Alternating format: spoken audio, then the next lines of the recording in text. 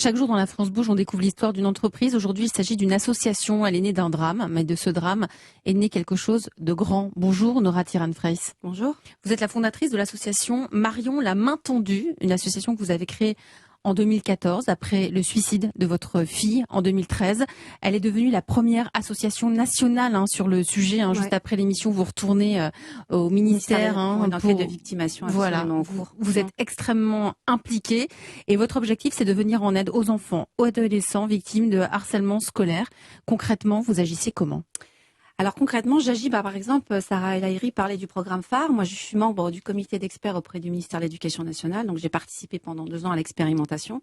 Et moi, mon focus était sur les familles les plus éloignées du système scolaire, les familles allophones, de développer des outils. Et on a mis à disposition, par exemple, Marion la main tendue, on a mis des outils pour les familles et pour les élèves. On intervient comment ? De la maternelle, dès 4 ans jusqu'à Bac+3. Est-ce que ça peut commencer à 4 ans ? Alors nous, on développe ce qu'on appelle les compétences psychosociales et relationnelles, la posture, l'assertivité, la confiance en soi. On parle pas de violence, on parle de la place du groupe. Tout à l'heure, Sarah El Haïry parlait des ambassadeurs, les copains vigilants.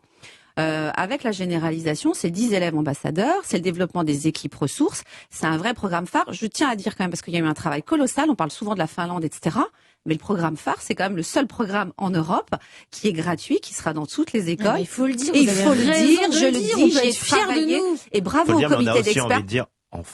Enfin, mais écoutez, on y arrive. Je tiens à dire aussi que voilà, c'est le comité d'experts, c'est la mission avec Imanaga et Laurent Boireau qui ont travaillé d'arrache-pied. Moi, je démarre dans quelques jours la formation initiale en INSPE, donc ça veut dire auprès des professeurs des écoles.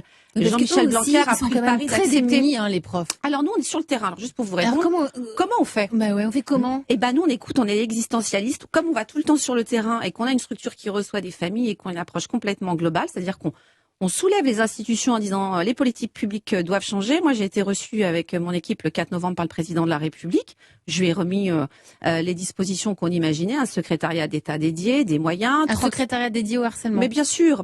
Aujourd'hui, on est très en retard. Un commissaire dédié, un haut commissariat. On a fait un baromètre où les gens nous demandent plus de sanctions. Il nous faut des moyens.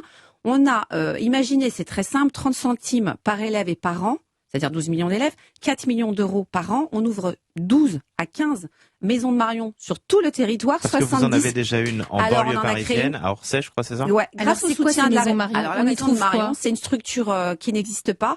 C'est-à-dire que c'est pas un numéro. On a un numéro de téléphone, mais on agit sur le triptyque harceleur, harcelé et communauté éducative autour de 5 pôles. Je vais faire le plus court possible. Formation des enseignants, formation des élèves ambassadeurs, formation des familles, formation des professeurs, l'accompagnement sur le raccrochage scolaire parce que les élèves qui sont victimes de harcèlement décrochent. Recherche et développement, la formation des INSPE et le en fait, quand vous parlez des harceleurs, parce que ça c'est important, on n'en a pas parlé depuis le début de l'émission. Sans ça, on ne peut pas résoudre. On a un rôle à jouer, il faut développer leur empathie le plus possible. C'est ce qu'on appelle les compétences psychosociales et relationnelles. On est la seule structure aujourd'hui à proposer un conventionnement avec les établissements puisqu'on est agréé par le ministère de l'Éducation nationale, de la jeunesse et maintenant des sports parce qu'on va intervenir dans les CREPS. Parce que c'est dans tous les milieux. CREPS, c'est-à-dire les centres de formation pour les étudiants sportifs. Donc voilà. Et on va former et des élèves ambassadeurs parce qu'ils sont dans la socialisation. Et donc on conventionne, on reçoit des élèves pour éviter le caïdage, les poly-exclus, les conduites délictuelles. Eh bien on les reçoit, ils s'engagent avec les familles à passer 3 jours avec nous, à s'intéresser au sujet du harcèlement et devenir des ambassadeurs et donc des rôles modèles. Mais comment ils arrivent chez vous ? Parce qu'il faut s'y intéresser à ce sujet tant qu'on n'est pas concerné, c'est compliqué. Alors nous, comme on est conventionné, que je suis membre du comité d'experts, j'allais dire, on nous connaît un petit peu et on travaille chercher. Ah non, on nous appelle. Le problème, c'est qu'on est demandé, mais on le fait. Mais justement, un point très important. La prochaine est à Paris le 18 novembre. C'est ce à quoi j'allais arriver, puisque vous allez développer une solution numérique, une application qui va s'appeler Colibri avec un K, si je dis pas d'annerie, c'est ça ? Parce que le qui, la clé, la solution et le call, on peut appeler. Voilà. Et donc, concrètement, parce que là, c'est important pour les gens qui nous écoutent, parce qu'on voit à quel point tout ce qu'on en est, on n'est pas au courant de ce qui existe. Donc, alors moi, je vous le dis. Alors c'est très simple, c'est une application qu'on a imaginée du fait du terrain. On dit souvent aux enfants, il faut parler. Les enfants ne parlent pas, vous l'avez dit tout à l'heure. Les ambassadeurs, ils vont peut-être aller les voir, mais ils vont être stigmatisés. Et donc, ils ont besoin d'alerter, on utilise leur outil. Donc, on a développé des compétences psychosociales, la gestion des émotions. Je télécharge gratuitement, le parent télécharge gratuitement, et l'enfant met 4 adultes de confiance. Donc, moi, je ne sais pas si c'est Fatoumata, vous, moi, c'est pas forcément les parents, c'est pas la première personne qu'on va alerter. Et dans le même temps, on va avoir des ressources, on va pouvoir appeler le 3020 en direct.